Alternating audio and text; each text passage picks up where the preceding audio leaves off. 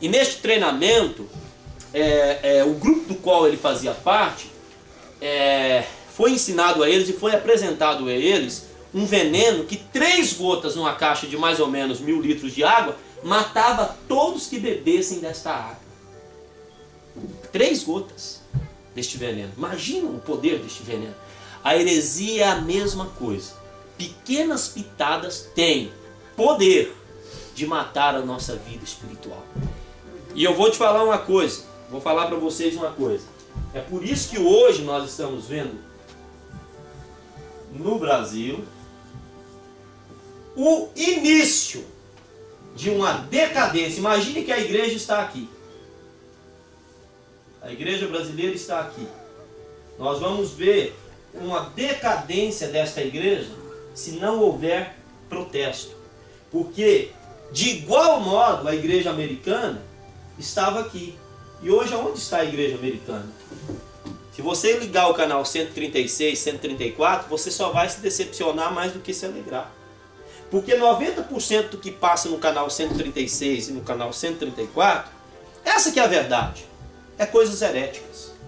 Não é verdade bíblica.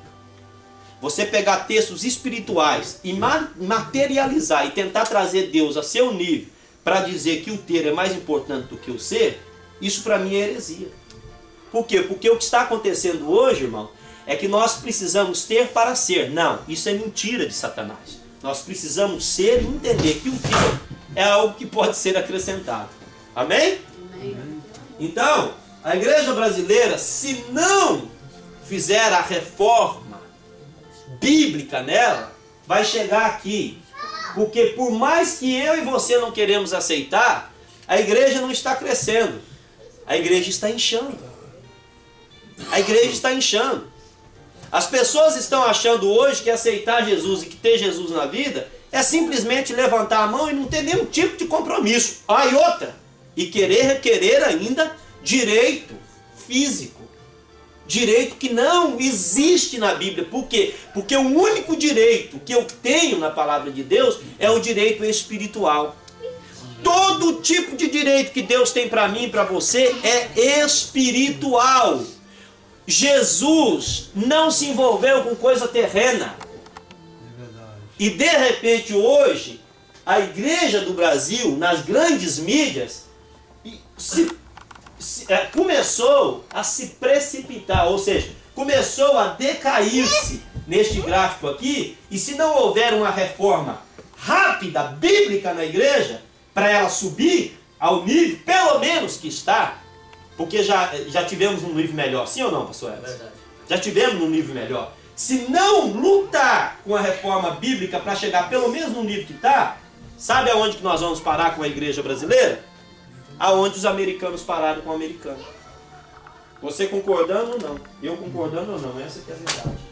Então Pérgamo estava casada com o mundo. Pérgamo era uma cidade que estava na Ásia Menor, de frente para o Mar Egeu, a mais ou menos 30 quilômetros. Era uma cidade riquíssima, era uma cidade que tinha dentro dela condições de educar o mundo. A lição diz, e nós vamos ver, que ela tinha mais de 200 mil exemplares de livros. Entre estes 200 mil tinha também a Bíblia, que passou por Pérgamo. E todavia uma cidade tão educada, uma cidade tão culta, não conseguia enxergar Deus de maneira nenhuma. Ao ponto da igreja local de Pérgamo pegar o pastor, segundo a história, até o irmão Marcelino citou lá no domingo, e mataram o pastor da igreja, o pastor Antipas, que a Pamela leu. E esse pastor, segundo a história, ele foi assado. Imagina vocês, pegar o pastor Edson, por não concordar com o que ele prega. Posso usar, né, pastor Edson? Pode usar. Vamos dramatizar a história. Mataram o pastor Edson, levaram ali fora, fazer uma fogueira e assar o pastor Edson. Não comeram pastor, não? A carne do pastor? Minha filha, com sal e limão depois de assado, depois de uma barbaridade dessa, vai qualquer coisa. Ah, eu creio mesmo. Por quê? Porque estavam embriagados na doutrina de Satanás. Então, irmão, se nós não tomar cuidado, nós caímos na mesma coisa. Não vamos matar o pastor fisicamente, mas espiritualmente vamos assassiná-lo. Vamos assassiná-lo, ao ponto de dizer que não é homem de Deus. Porque tem muita gente dizendo que muitos pastores dizem, isso não é homem de Deus, isso é um burro. É assim que estão falando dos pastores hoje. Interessante que os pastores que levam nome de burro são os pastores sérios. É o pastor que não quer mesclar-se com o mundo. O irmão que leva o nome de tapado é irmão sério, é irmão bíblico, é irmão que não quer casar com o mundo.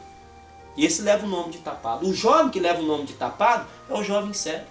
Então nós precisamos refutar isso. Vamos à lição. Pérgamo, a igreja casada com o mundo. O pastor Edson já leu aqui a introdução. Já vimos aqui a verdade prática. E vamos entrar então na introdução da lição. A introdução da lição diz assim. Todo mundo está comigo? Amém? Amém.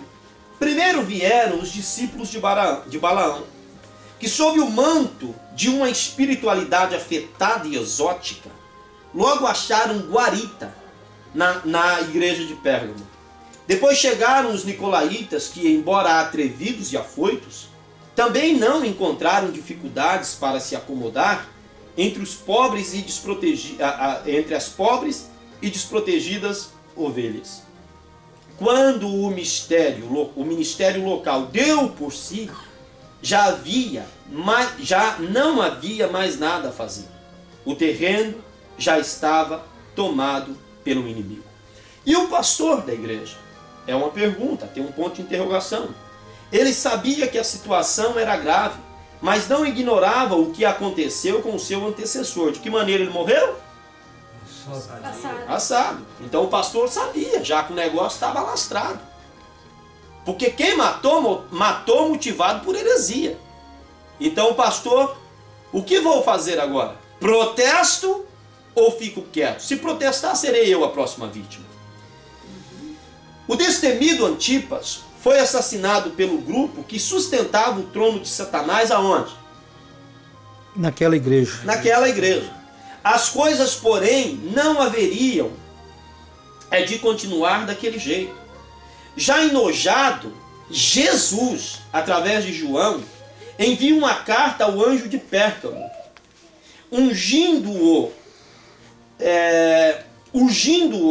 a retomar o cajado e apacentar o rebanho de conformidade com a sã doutrina. Irmãos, eu dou uma pausa aqui para dizer para os irmãos, eu não sei se os irmãos vão concordar comigo, o que está acontecendo na igreja atual. Os pastores, muitos pastores, deixaram o cajado do ensino para o lado e está transferindo a responsabilidade do ensino da igreja a cursos teológicos. E isso é perigoso, porque o curso teológico, ele não é o termômetro da minha vida e da sua vida. O curso teológico, ele é algo que nós sim devemos fazer, mas devemos fazer baseados na Bíblia. Lá em Brito eu disse, e aqui eu repito, se nós estamos fazendo um curso teológico, como nós mesmos estamos fazendo, o pastor Edson faz, eu faço, o Orcelino faz, nós temos que fazer com a Bíblia nas mãos. Heresia no curso teológico? Protesto. Ah, mas é que a história, não existe isso. Protesto. A Bíblia diz isto, isto e isto. O que mais o senhor ou a senhora que está ensinando tem a dizer? Se a Bíblia diz isso. Então, primeiro, para a gente entrar numa escola teológica, temos que saber o básico da Bíblia. E o básico da Bíblia se aprende em pelo menos 3 anos de discipulado ou de escola dominical. Não existe um novo convertido, coisa que eu nunca falei, isso estou falando aqui agora, entrar em um curso seminário. Conversando com um dos diretores do seminário do qual nós estamos, quer dizer, ele falou o seguinte, que não aceita que o seminário, o estatuto, eu não vou fugir da lição, não aceita jovens abaixo de quantos anos, Marcelino? 16 anos. De 16 anos, que não seja autorizado pelos pais. E outra, algo muito importante, tem que ser batizado nas águas e tem que ter tido já um discipulado, ou seja, uma base bíblica. Por quê? Para se proteger. Para se proteger. Então é arriscado a transferência do cajado a um curso teológico. É arriscado a transferência do cajado a este ou aquele dentro da igreja. o cajado tem que continuar na mão do pastor, mas o pastor tem que ser pastor Bíblia. Se não entender da Bíblia também, nem o cajado ele pode ter na mão. Concorda comigo, pastor? Então é por isso que as heresias entram na igreja e começam a prejudicar a igreja. Por quê? Porque falta autoridade na unção. Unção, irmãos, é igual a função.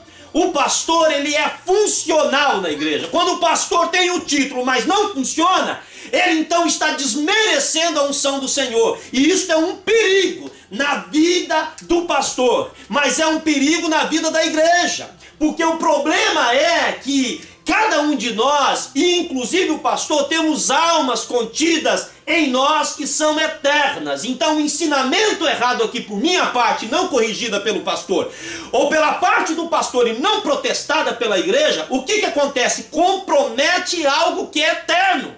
Amém. Amém. Heresia mata algo que é eterno. Heresia contamina algo que é eterno. Então qual é a função do pastor? Ter cajado e ter Bíblia. Amém. Qual é a função do pastor? Protestar. Qual é a função da igreja? Protestar. Qual é a função do crente? Conhecer a Bíblia. Qual é a função do crente? Ler a Bíblia. Qual é a função do crente? Meditar na Bíblia. Qual é a função do crente? Conhecer os perigos das heresias. Amém. Aleluia. E Pérgamos tinha se perdido nisso, porque desprezou um dom importante que todos nós temos que ter, que é o dom de discernimento. Deixa eu lhe falar uma coisa, o dom de discernimento é produzido pela palavra de Deus. O dom do discernimento é um dom do Espírito Santo, mas quem produz ele em mim e em você não é o batismo com o Espírito Santo, mas é sim a palavra de Deus, porque com a palavra você tem o dom do discernimento. Amém. Tudo que é falado, você tem a palavra.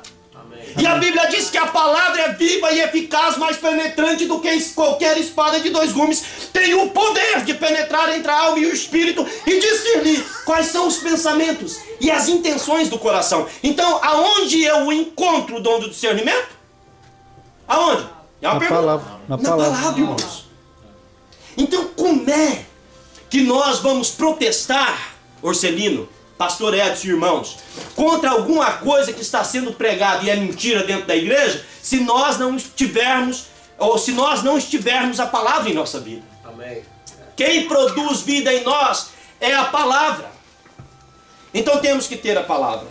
O pastor tem que ter o cajado e tem que ter a palavra. A igreja tem que ter a submissão ao pastor, mas também tem que ter a palavra. Porque no caso de heresia, no meio da igreja, não existe ética ministerial, não existe amizade, não existe parentesco. Seja o seu pai, o meu pai, falou heresia, protesto. Não é com desordem, não é com grito no meio do culto, não é com palhaçada na igreja, não. É com ordem e decência, porque o corpo do Senhor é organizado. Proteste. Chame o pastor, chame o seu pai, chama a sua tia, chama o seu amigo e diz: vem aqui, você falou isso e isso, e na Bíblia está escrito isso e isso.